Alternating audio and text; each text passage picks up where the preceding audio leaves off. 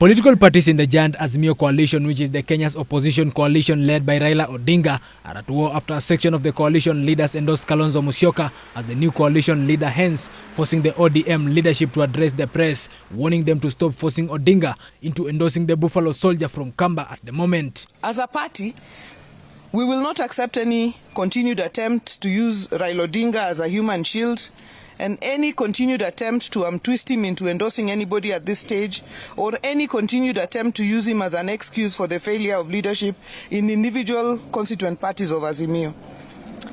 And we will not accept the use of Raila Odinga's bid for the African Union Commission chairmanship to be used to pass ill-intentioned remarks disguised as well wishes and to twist him on Azimio matters. Raila has earned his candidacy for the AU chairmanship. We are proud that he is the leader of our ODM party and our coalition, Azimio. We are grateful to the government for standing with him, and we are grateful to the many African leaders who are considering him for this position. According to the ODM party leadership stand, they stated that ODM will remain to be a majority party in the opposition coalition and that ODM has no any coalition agreement with the Kenya Kwanza administration as the other parties purport, and instead, ODM has promised to maintain their stand on playing their oversight role to the government. Someone in Azimio is trying to question Raila Odinga's commitment to holding the government to account. The basis of the doubt is the fact that some 5 of our former officials joined the Kenya Kwanza administration to help steady the nation.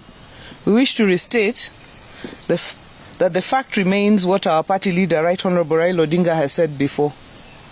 There is no agreement between ODM and Kenya Kwanza that makes the two joint partners in government. We have no coalition agreement with the Kenya Kwanza government as ODM.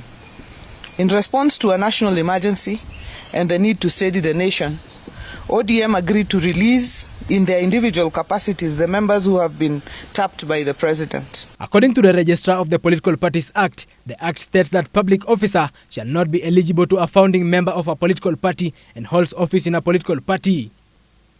The document also states that a public officer shall not engage in political activities that may compromise or be seen to compromise the political neutrality of that person's office. That is why the opposition officials had to render their resignation letters to their parties from the party's leadership, though their resignation letters from being party officials have not yet been placed to the public domain, which have made other leaders from the opposition party conclude on this opposition party from the giant coalition, which is ODM, on having joined the government. Juzi kuna vijana walifanya maandamano tukaona ODM imeingia ndani ya serikali.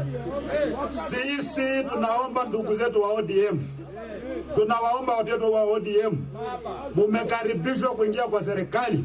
Mumeingia kwa serikali, ingia kwa hiyo serikali na miguu miwili. Wacha kuweka mguu mmoja kwa upinzani, ingine ndani ya serikali. Mambo haifanywi namna hiyo. According to the ODM party leadership, they stated that there is a plot to push out ODM out of the Azimio coalition, and the plot is aimed to usher in the Deputy President Rigathi Gachagua. We are a party that has huge representation across the country, and we cannot be intimidated. Azimio, ODM is a principal partner in Azimio coalition.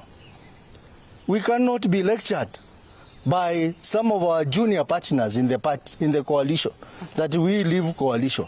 In fact, some of the partners in the coalition, we are even questioning their status in the coalition.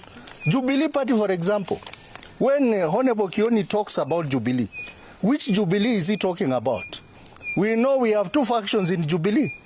We have the Sabina Chege's Jubilee, and we have Kioni's one-man Jubilee. You cannot intimidate a big party like ODM.